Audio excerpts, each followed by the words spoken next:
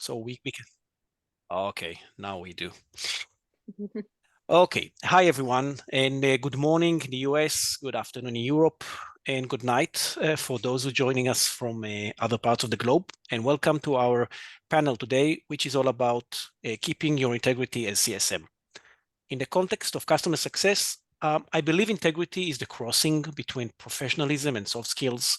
In other words, how can we leverage our experience and expertise while sticking to our values and way of doing things?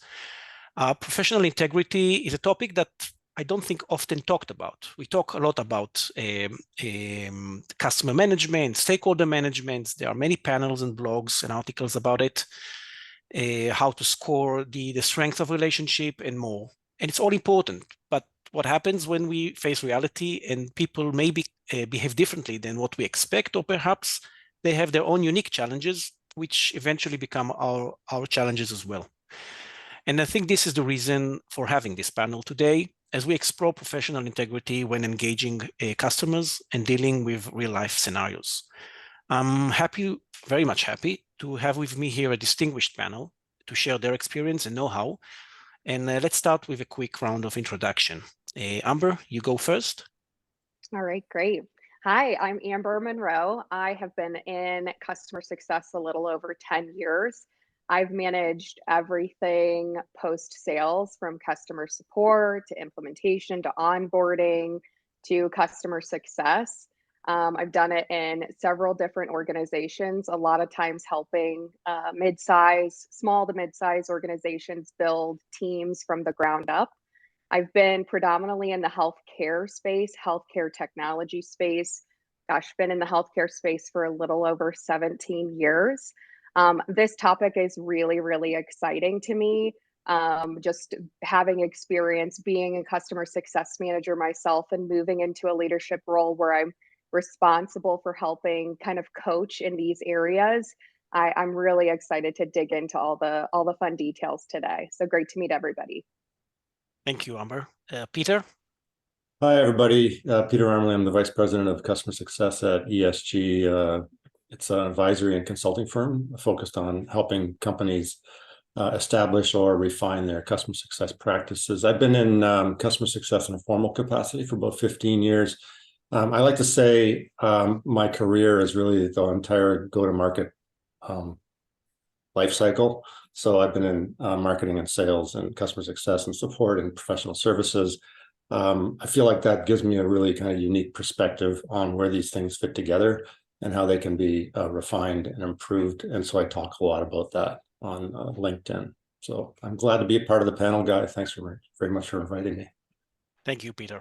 Rachel, you go for now. Hey, everybody. I'm Rachel Provan. I'm president and CEO of Provan Success, which is a customer success leadership coaching company. We have the CS Leadership Academy, which is our group program, launches 4 times a year, and I do private coaching as well. I've been in CS for coming up on 18 years. 15 of those were in leadership. And, it was before it was even called CS, but I was still doing exactly the same thing. And did everything from seed stage to Fortune 500 companies, building CS there, part of 2 successful exits. And I realized that I just really love helping CS leaders, especially new CS leaders in their first 5 years of leadership. I focus a lot on psychology as to how it applies in customer success. It's a particular passion of mine. And I do find that integrity plays a lot into mindset, confidence. So I'm so excited to talk about this. Thank you, Rachel. Short introduction about myself. My name is Guy Galon. I've enjoyed customer success for many years, both from practical side of things, being a VP of CS and other CS leadership roles, and also other aspects such as writing on LinkedIn and lecturing and mentoring, and generally trying to contribute to our beloved CS community. And I will host this panel in collaboration with CSInsider. For those of you who don't know CSInsider, CSInsider is a newsletter and a website that gives you knowledge and tools you need to level up your CS career. I have the pleasure of being part of the CSInsider team together with other content writers and CS thought leaders. And of course, you're welcome to follow us on LinkedIn and register to our newsletter. And before we start, if you have any questions, please write them down in the chat box. We'll do the best we can to address them throughout the panel today. Okay, so we're ready to go, and let's start with the first question, which is actually aimed to all of our panelists. And this would be, what is your definition of professional integrity? And is it an inherited human characteristic we have as professionals, or it's actually a skill set that we can develop? Rachel, let's start with you. It's a great question. I think that integrity to me is the same, whether it's professional or personal, and that is acting in accordance with your own values.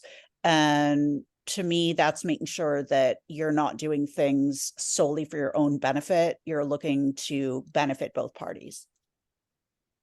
Cool. Thank you. Amber? Yeah, I would say for me, it's kind of like my parents always taught me this. It's how you show up in the room when people aren't in the room with you.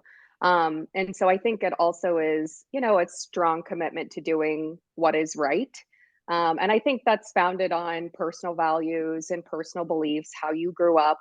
But I definitely think there's a component of a skill set that can be refined through aspects of self-reflection, and really putting some conscious effort towards that. So I think it's a little bit blend of both. Cool. And Peter? Yeah, I think my definition complements both Rachel's and Amber's. And it sounds a little dogmatic, I guess, but I feel like it's doing the morally right thing consistently, and you just keep demonstrating that. And because it's, in my mind, it's moral, it's not inherited, it's something that you learn probably as a child, that should stick with you for life if you be consistent with it. And again, it's not meant to be like a dogmatic thing. I think it becomes natural at a time. However, I do think it can be developed if you have people in your life who are good role models, and that could be in your personal life or in your professional life. And if you seek out these people, then you can continue to kind of improve the way you consistently show up, as Amber says. Agreed. And I would just add that, you mentioned role model, Peter.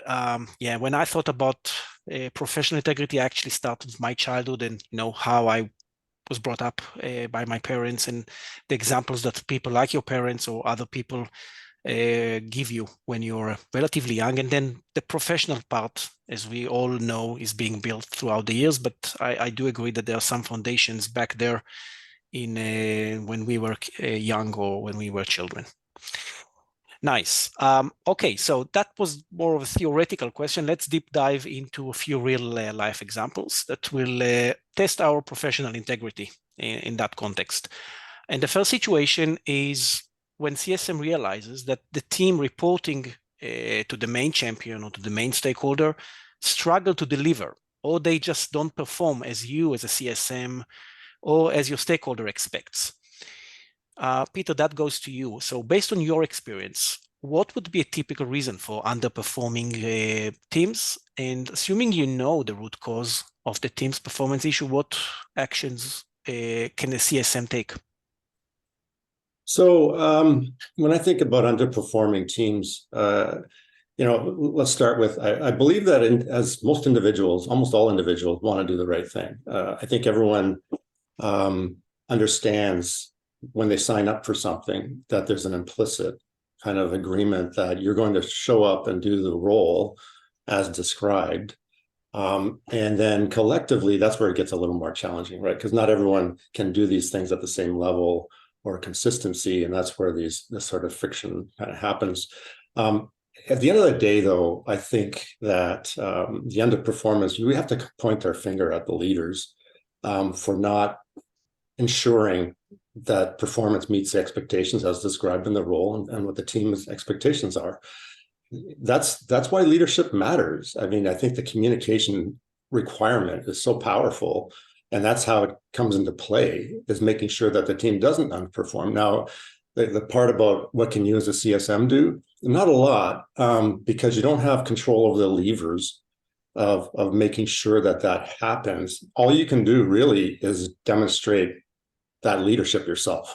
So meaning that you could continue to demonstrate that professional integrity, you do all the right things, you actually try to model what you hope the team can do in meetings, step out of your comfort zone and demonstrate a kind of communication style that would inspire others. I think that's one way CSMs can really take control over that.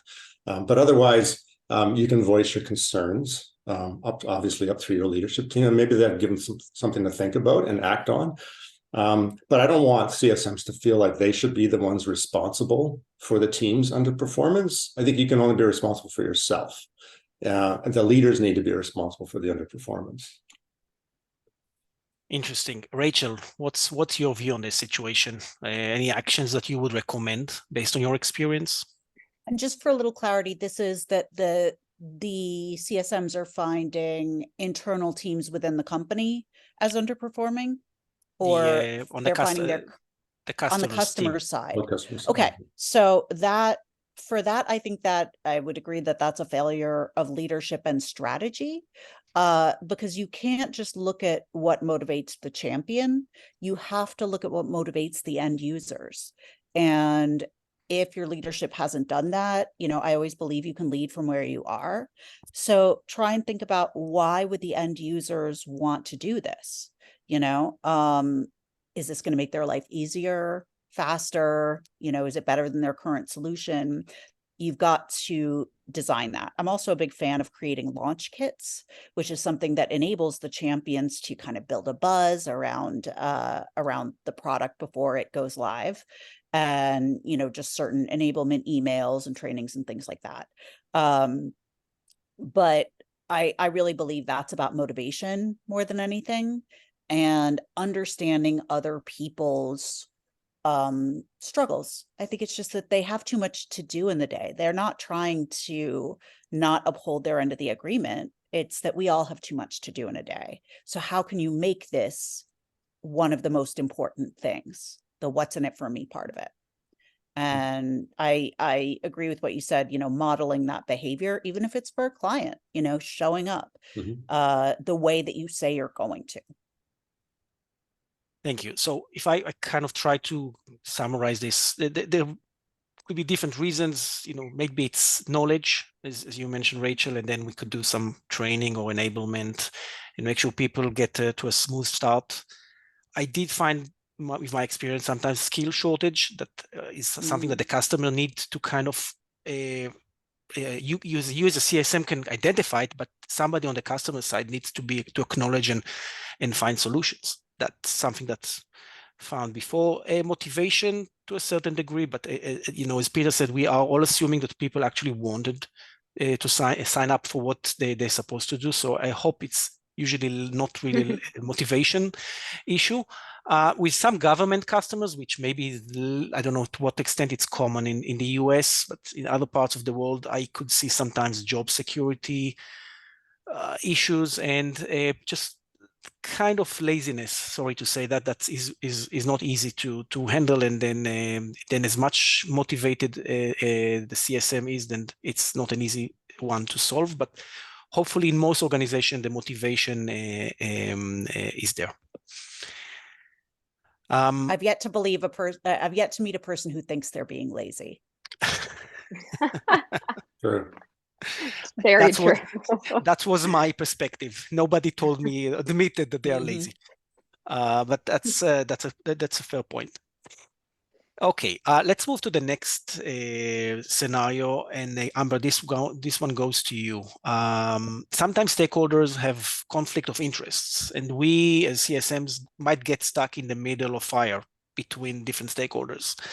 And the question is, did you find yourself in a similar situation? And if you can share maybe an example, what was the conflict about, and what did you do to navigate the situation? Yeah, I would say this happens pretty frequently in my experience as a CSM, but also coaching CSMs. I think it's really gets down to understanding what your stakeholders are focused on, right? So how I present something to a CEO is different than how I present something to a CFO, versus how I present something to an end user.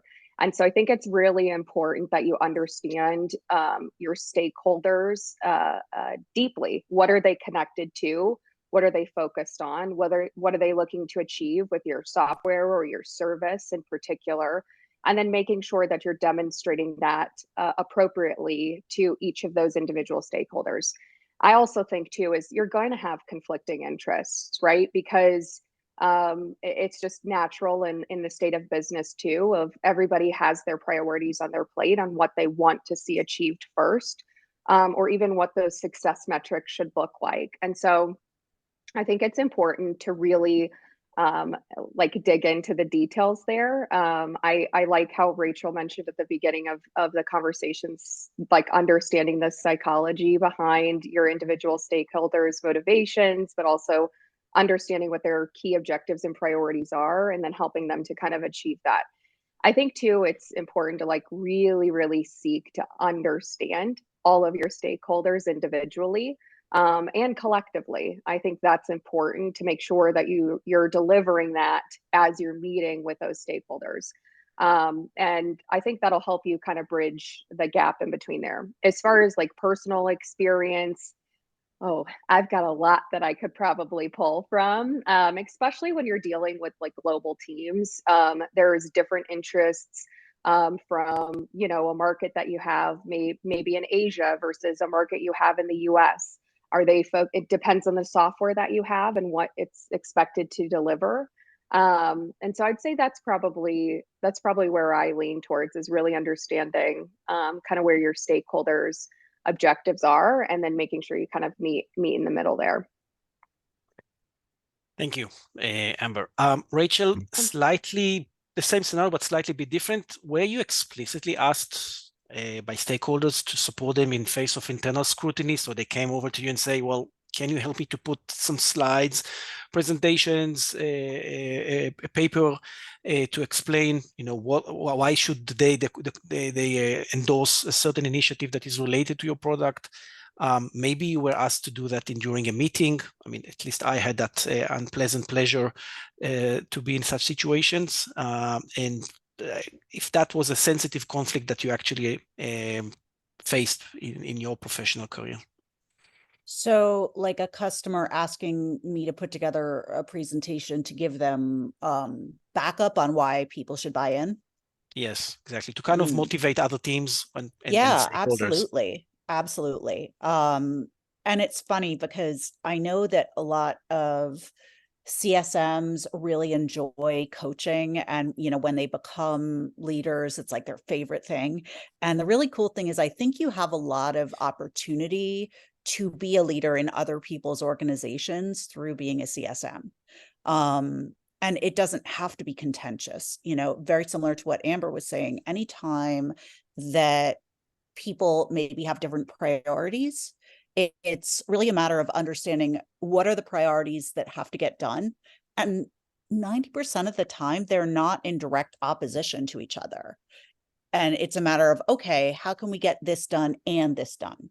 What are you trying to achieve? Maybe the how that we're going about it is what's causing these things to butt heads a little bit.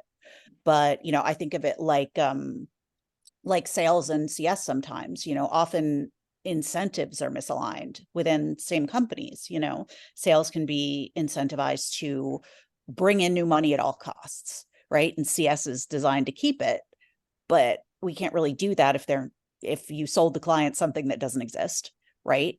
But if the idea is bring in, you know, the most money possible and keep them, one way you can do that is to realign the incentive so that, you know, salespeople get a spiff or something if over a certain percentage of the customers stay past a year. And CS can work with sales to say, hey, these are the motivations of these customers. Here's why they buy it. Here's the language they use about how they're improving. You know, here's the pain points they had. Here's how they solved it. When they have that kind of language, it's going to be easier to close ideal clients. So see, there are ways, even when it seems like it's direct opposition, it's like, okay, what do you need done? How can I tie that to what I do? That is so often possible, but not everybody has that skill. And as empathetic and intellectual people. Most CSMs are. I think we have a good skill at that. So yeah. You mentioned the sales CS, going back to sales, to align on terminology and making sure we find the right, hopefully the right customer profile. But on the other side of things, sales helping CS in that particular situations, like we discussed so far, would you go for sales and asking them as a CSM, hey, I need your help to try and solve some very sensitive situation like we just talked about, maybe conflict between stakeholders, and maybe leverage their relationship? If they have the time, and if possible, if it's something where I think it might be difficult, again, looking at the other person's perspective and what their needs are to get done to feed their family, kind of depends on how busy they are, and if they still have a hand in sales once it becomes post-sales. If they do, it's in their best interest to do that. If not, they might not be the best person to pull in. But if they still have that relationship and they're still trying to make it work, then yes. Other times it may be more about leveraging your relationship with whoever you have internally at that company. It really depends on whether sales still has their hand in. Okay, good. The reason I asked is because I did find at times that sales, if they have the right relationship, and there is sometimes it falls under we were told this or we were sold that, and there is some discrepancies, and there is some stakeholder on the customer side that is kind of challenging what was sold and why. Yeah. And sometimes the salesperson could help, again, not as a Superman that fixes everything, but as another tool that we can use in our toolbox in such cases. Good. So that was the second scenario, which I'm sure we can deep dive into more, but I actually wanted to move to the next one, which is, I don't know if it's my favorite, but definitely one of the biggest challenges we have, and it's a very delicate scenario.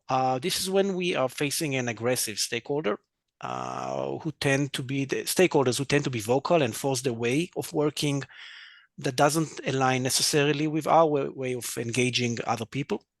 And then I think being professional in this situation is tricky. I mean, I think it's also a dilemma. Do we stick to our principles and know-how, or should we be more flexible as needed to smooth potential conflicts with those specific aggressive stakeholder? So Peter, I'll start with you. I assume you did met aggressive stakeholders before. How would you identify an aggressive stakeholder? What signs should we as CSMs look for? Yeah, I mean, over a 35-year plus career, yeah, definitely. So my general observation is that aggression shows up as, and this is I'm being very generous, shows up as someone's extreme pride in their work, in their position, and they have a kind of an inability to consider alternate points of view. And that's kind of like a reflex you see almost immediately, almost unbidden. You don't even have to kind of start a conversation yet, and yet you can see the hardening of their position. And I think they see not necessarily you, but the conversation as a threat to what they've built. So that's how I see it. How I've conducted myself in those situations. I mean, I think to what Amber and Rachel are kind of referring to, sprinkling through the conversation, is this is hard work. You have to actually be professional in those moments, be clear, not let your own kind of emotion rise to the surface, unless your personality is such that you can trust that you can disarm this person through your personality in some way. That's tricky. Not everyone is skilled that way. So I would just recommend be factual, be clear, present proof if the conversation starts to evolve and move forward. That often can start lowering the barrier of this aggressive person. You might be faced with them not giving you the time to speak, however. And so you have to be a little assertive in those moments and just understand there's language you can use to have them kind of ease up a little bit. So it's something that you can learn, but the trial under fire is going to happen, and that's when you'll get tested of whether you can stand behind your own belief that you have high integrity.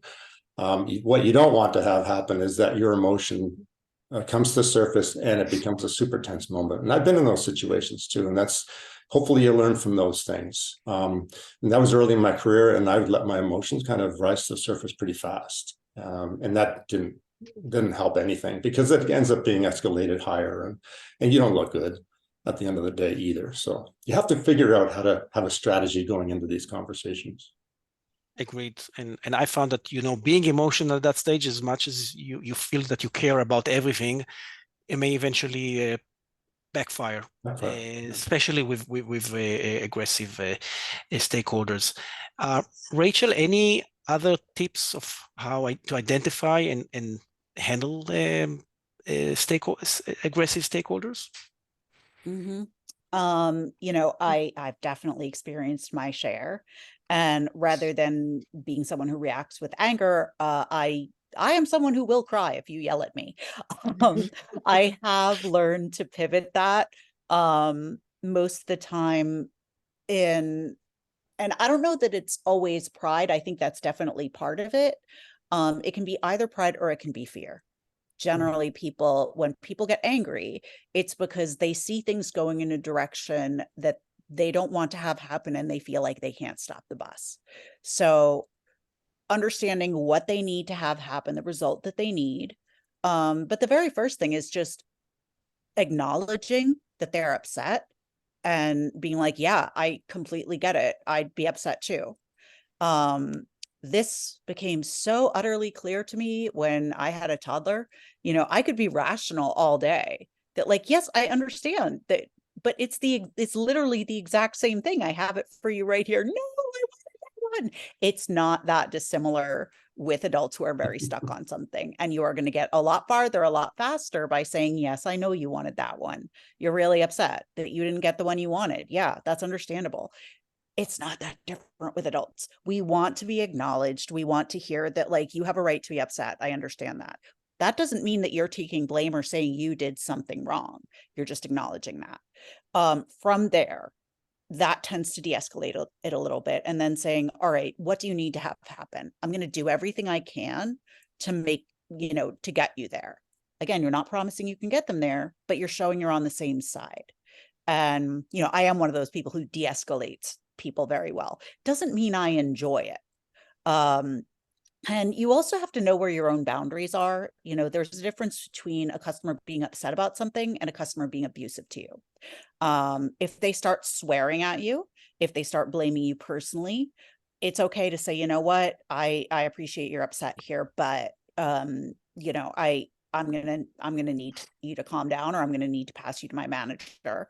And as a leader, if someone swears at a member of my team, I'm calling that client and saying, look, I get you're upset, but you can't do that. Yeah. Agreed. We're all grown-ups here. That's not acceptable. So that's where I think integrity comes in. Yeah, and I think swearing and putting the red lines in place, I mean, that's something that we should not accept, like I think other non-corporate behavior that I'm sure people know. I mean, if you work in corporate, they always ask you to sign for the ethical conduct policy and so on, to make sure that you are, what you need to do and how you need to behave. Amber, again, in the same situation, I mean, one of the things that makes me, from a professional integrity part, which is very difficult in this situation, is should we accept a conflict with a stakeholder, in this case aggressive, or should we try as an approach to de-escalate, smooth things around, or maybe it's somewhere in the middle? I know there is no one rule of thumb, but I was interested to hear your opinion. Yeah, I mean, I think I'm share some very similar experiences to Rachel, in that I have found a lot of success in de-escalating situations. And usually I come from a place of, aside from the acknowledgement too, but I come from a place that's like kind and sincere. And that tends to be very disarming for a lot of people. When you're really authentically caring about a situation, I think inauthenticity is like, anybody can read through that. right? Like people know when you're being inauthentic and you're just trying to manage them. You know, people know when they're being managed, but people generally will feel disarmed if there's sincerity behind the desire to help de-escalate the situation. So I'm a big fan of ensuring that you mitigate the situation through finding a common ground, because it's just going to help you both be more productive and tend to, as well, when you think about this, when we're highly emotional, when we're upset, when we're frustrated, when we're using that side of our brain, we are not thinking as logically as we could, and therefore we're not going to be as productive moving forward. And so it's really important as a CSM that you find a way to de-escalate the situation so you can be productive moving forward.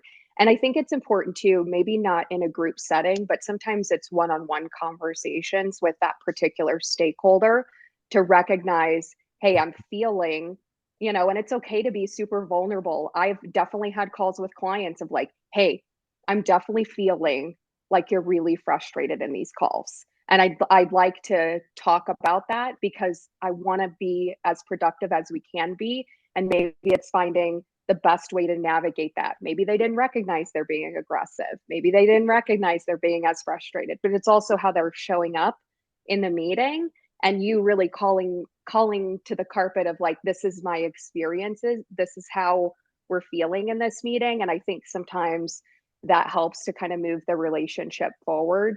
But you know, I've had, and I'm on the side of Rachel as well, as like sometimes CSM's personal boundaries are very different, right? Like what I will tolerate is probably very different than what Rachel tolerates versus Peter versus you. And so I think it's important to have some set of like guidelines and principles of like what is tolerable, because I might accept something as a CSM that borderlines of abuse, and another one doesn't see it as abusive. So I think it's important to understand what does actual abuse look like in a customer facing scenario, and make sure like your team is on the same page. So that way they know like in these situations, it's important that you're escalating to me or to someone from the team that can help kind of mitigate the situation as well. I think that's really important. Thank you, Amber. And no, go ahead, Rachel. Sorry, one more thing I wanted to add here, because I was just noticing that Amber and I have a similar approach in this. And yes, by the way, sincerity, 100%. But when there are threats, you know, a lot of people know about fight or flight, but there's also freeze or fawn. And a lot of women have learned that we're more equipped to fawn than to fight. And fawn is just like trying to please. And I think that I'm a big fan of evolutionary psychology and neuroscience. So I think that there is an element of that in how we react to these things, because in the moment, it's not necessarily logical. Someone gets on the phone and starts screaming at you, and you're going to have a reaction. So sometimes it's going to be fawn, sometimes it's going to be flight. Oh my God, let me get my manager, you know, and understanding that that's natural, but how to work with the one that you tend to default to. Like that's how I work with fawn. You know, somebody else may work with fight to maybe have it not be as contentious, but still be able to say, well, hey, wait a minute, you know, let's look at it this way. I just thought that was a little aha moment I had. Thank you, Rachel. Amber, just to relate to the last part of your answer about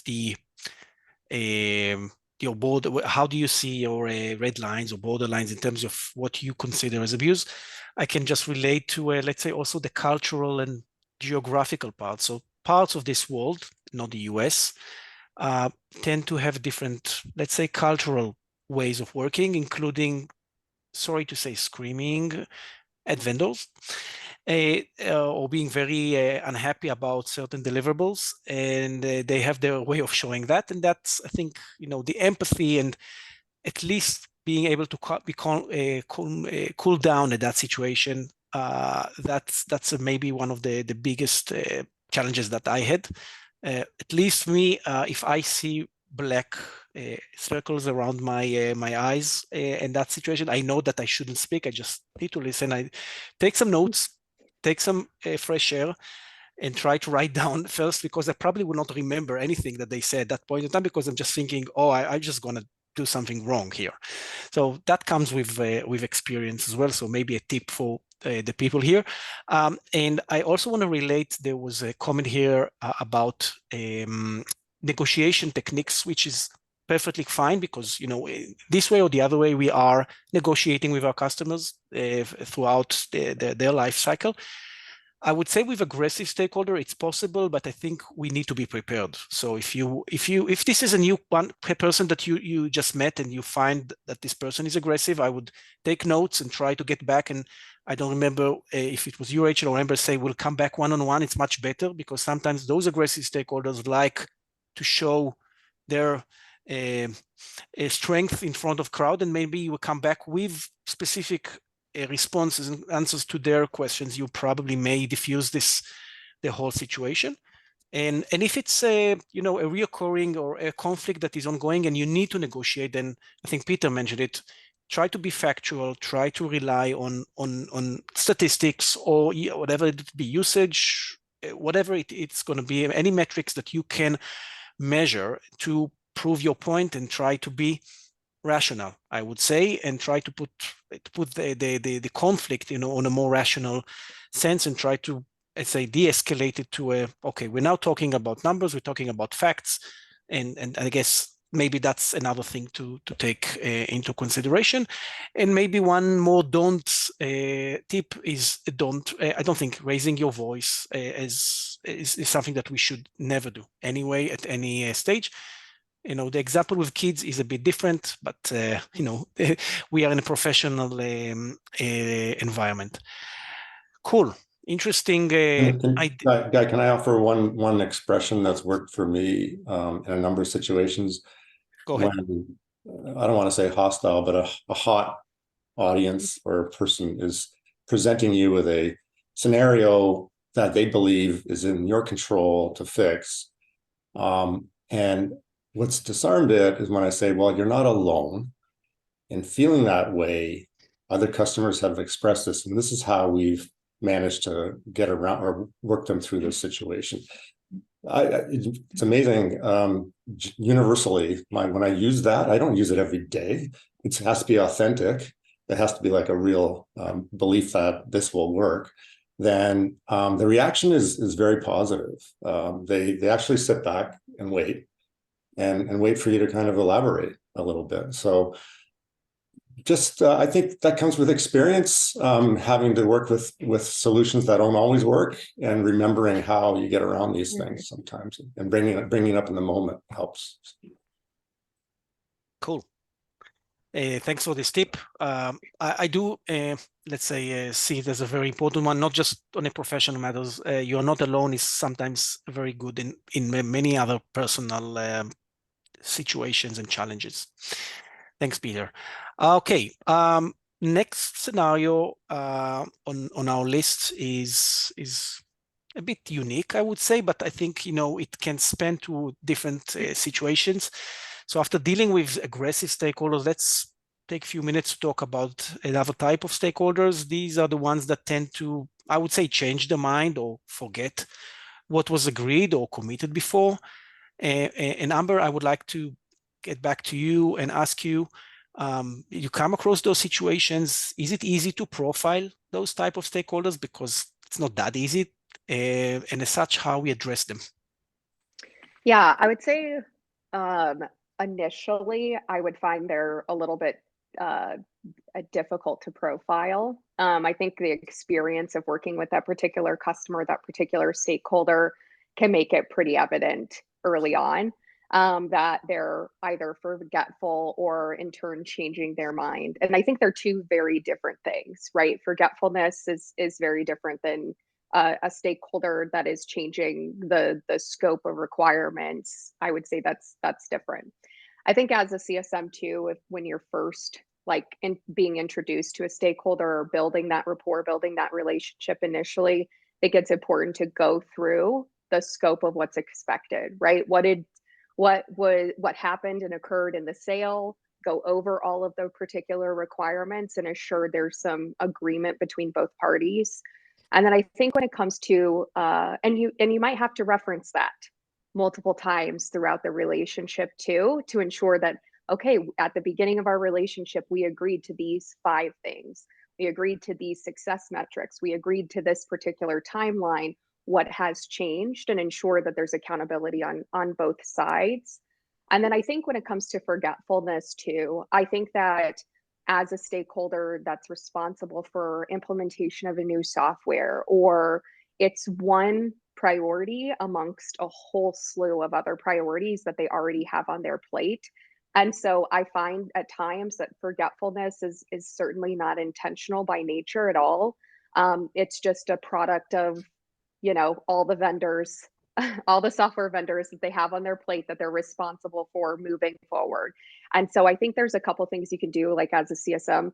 One thing I always, I think is just something very simple and low effort is just recaps. Recapping conversations and ensuring that there's a level of understanding of, here's what we discussed on the call, here's what we agreed to on the call, here's what you need to do, here's what I need to do, and ensuring that you can reference that very easy is like a quick, surefire way to like fix the forgetfulness, or at least hold a stakeholder accountable for what was agreed to during the conversation. I'm a big fan of recap emails, and now that you have gongs and AIs and all the things out there, it makes it super simple just to snip it and send it to your customer and ensure that, hey, was there anything that was missed through the conversation? Please, put it in this email, so that way we're both accountable for what that looks like. So, and I think there's times too when I'm thinking about this, is that you kind of have to understand too, is like, how do your customers or your stakeholders prefer that you communicate with them? Right? Is it email communication? Are you a visual learner? And what does that look like? Because it might not just be the written and the verbal. There might be some, visual aids, like, oh, I need to give you a 1-page diagram, or I need to give you something that helps ensure their understanding of what was discussed too. So I think that's a component of it that I would utilize. Thank you, Amber. I really like the structured approach. I think I call it the PM side of this customer success, where you are making sure the scope is there. There is maybe an SOW or scope. Mm-hmm. You're referring to those commitments, making sure success factors, objectives, it's all fine. I also like to relate it to what you also mentioned, the type of personality. So I kind of created my own, gauge between people who are very structured and people that are freestyle. And you get to know those people from both ends. And then the structured approach is resonating very well with those who are very structured. So there is a good fit. And with the ones that are very much freestyle, and they forget, or they don't write notes, or they don't keep up with what they need to, but they're still very smart and they can do things. So that's helping you and them to put things back on the right track. So that's, I would say, the positive side of things. I also mentioned in my when I presented this scenario, is this situation when they may not forget but change. And that's being maybe a little bit more manipulative. And then, Rachel, I would like to ask you if there was a point in time that you maybe declared a stakeholder as a kind of a hostile after trying different things and finding out that whatever you guys agree doesn't happen, or, this person just changed their mind. I ask because it happened to me, but I want to hear your experience. I'm someone who almost never sees someone as hostile. Like, you have to really try for me to think you're hostile. I can think you're a pain in the you-know-what. But I agree with you that there are different types of people who need a structured approach or have a less structured approach. And I do think that there are systematic ways of going about that, like I believe in success plans, and a success plan is very much a project plan. You do this, I do this, it's written down, we've signed off on it. That said, another thing that's important in understanding when you're finding out the goals that they want to achieve, why is that important? Because if something then changes, it's like, okay, well, we said this and it was important because of this reason. Is that no longer true? Because sometimes it's like, oh yeah, I guess that is still true. But if their strategy internally or something big has changed at their company, you need to know that in order to keep the account. So understanding that context, I really firmly believe everyone is doing the best they can from day to day. And an interesting point on integrity here, because we all think we have integrity, right? And the customers do too. But I always think of it as like the gym. Okay. I do not have good gym integrity. I buy the, just because you have the intention and you want the result doesn't mean you're going to do it. And that's because motivation is limited and time is limited. Yes, I want a 6-pack, and maybe I go the first couple weeks, but then it's dark and it's raining and I have a big day later today. And, those things all creep in, and it's exactly the same way with our stakeholders. That's why I think little nudges can help, but also being understanding of like, this is part of human behavior. People are not going to run this like a command just because they should or you want them to. So factoring in that you're going to have to keep on top of them like that. That's one of our main things that we have to do. And it's not that they don't have integrity, it's that they have a human brain. Correct. And as for the gym part, you can do it the same thing we do with customers. Take small milestones. Yes, decide much better. and then try to commit to those small milestones. Very Rachel. true. Very true. That's behavior management. Exactly. Managing Exactly. change. Yeah, I just want to jump in. We do have one question. If you want to hold that for later, or I can ask that now. No, you can ask now for sure. Awesome. All right. Phil asks, from what is the panel's perspective or experience in empowering CSMs to report bad results to customers? What outcomes have you observed, and what have you found is the best way to execute this? Peter, do you want to go ahead? Bad results. Yeah, I think that's a great scenario, and I think that's a good challenge for CSMs to embrace, because that often is necessary, right? And so I think you should not shy away from that. If you believe that the data supports your opinion that it is bad results, and that the customer may disagree, then you have to figure out how you're going to kind of not argue the point of view, but present the point of view and back it up. So I'm a believer that honesty wins the day in customer relationships, even if it hurts. And I think the pain can ultimately prove to be provide forward momentum. If you handle that situation well, then you might actually deepen the relationship. And so I would encourage people, don't shy away from bad results. Figure out a plan to make them improve. And then that's the conversation you want to have with the client, because the client, and Rachel's mentioned this a few times, everyone's time is at a premium, and they don't want to spend a lot of time arguing with you either. So if you can come to the meeting equipped with, this is bad, but here's the way we can help improve the situation, then it's a good outcome, I think. Thank you, Peter. Go ahead, Amber. I was going to offer very similar sentiments too, because I think that it shouldn't be anything that's shied away from. And on the same page with Peter, that absolutely it'll deepen the relationship, because essentially at the end of the day, your job is to help them achieve success, right? And sometimes it means not delivering results that make them happy or make them feel good, but really it's something that has to do with achieving success. And at the end of the day, you are responsible for sharing those data points with your customers. But I think, to Peter's point, it's important that you do have a plan in place, or have at least some brainstorm ideas of, here's what we can do to achieve success together. Here's what we could do. And I think that in itself creates a level of accountability between both parties to move forward and achieve the success outcomes that you want to achieve and improve those results. And I would just add that there's a tendency to think, well, maybe if I don't bring it up, they won't notice. And that's never true, right? It's kind of like bad idea. Yeah, they always know about it eventually. They know. They're gonna know.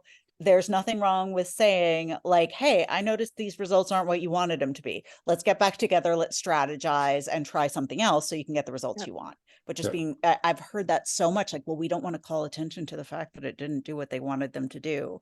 It's like, they know. They do. Exactly. I always say, don't bury your head in the sand and think that things will go away. Yeah. It will never happen. Better to face it and face reality. Cool. We just have a few more minutes to go. Maybe last question to all of you. Appreciate if we can do a quick response on that. If you had to give the audience here one tip to maintain their professional integrity, what would it be? Amber, let's start with you. Yeah, I would say being transparent and authentic when you're communicating with your customers. I think that's really, really important. And tip number 2, know when to ask for help. Know when to raise your hand and seek help. If you're struggling with something when it comes to managing your customer relationships, that's what your leaders are there for. They can help navigate the situation with you, or you can subscribe to Rachel's coaching if you need support. I love that answer. So let's go to Rachel to augment your suggestion. No, I think that was a great one. No, I'm kidding. You know, mine is always to make sure that you think that everybody else is doing the best they can from day to day. No one woke up and is like, I'm going to screw with your day. That is my goal for today. That's just not it. So that, and, you know, if this were filmed, would you still behave the same way? Right. Yeah. Nice. Peter? So I want to go back to what I said at the beginning, that I believe integrity starts when you're very young. To maintain professional integrity, I recommend that, and hopefully people have this, people in their lives, that you recall easily, hopefully, people in your life who model really good integrity and that you admire. I have that both in my personal and professional life. I've been privileged to be mentored by a couple of senior executives over the last 20 years who still to this day, I don't work for them anymore, but I still admire what they talk about and what they do. They just lived a life of high, in my opinion, high integrity. And so I recall those people and those moments. I love it. I share the same thing. I had the privilege of working with some people that, you know, hopefully showed me the way and helped me to kind of figure out, you know, how we should be maintain professionalism, but also be humans and fair and empathetic at the same time. Thank you. Thank you, Rachel, Peter, and Amber, for, I think, a great and insightful discussion. Just to wrap up from my side, so managing stakeholders, I guess, is not one size fits all. And even with a solid framework that we have in place, we still deal with humans and who find themselves in difficult situations and where we can support them in different ways. My main takeaway is that a capable CSM should understand the rules of the game. I know that sometimes they can change. Maybe they are not clear all the time. And this is why CSM should rely on professional integrity and self-belief that we actually do the right thing for ourselves, but also for our customers. That may lead sometimes to conflicts and difficult discussions, like we said, with the bad results, for example, but sometimes these difficult discussions are inevitable. So thank you everyone for joining, for the audience, for the questions. Thanks again, Brandon and CSInsider. And thank you again, Rachel, Peter, and Amber, for a great discussion. It was my pleasure, and I'm confident there will be more to come. And for all the US colleagues and friends, I wish you happy Thanksgiving as you start your preparations and shopping for the holiday season. So enjoy it. Thank you very much, everyone. Thanks, everybody. Thanks for having us. Bye.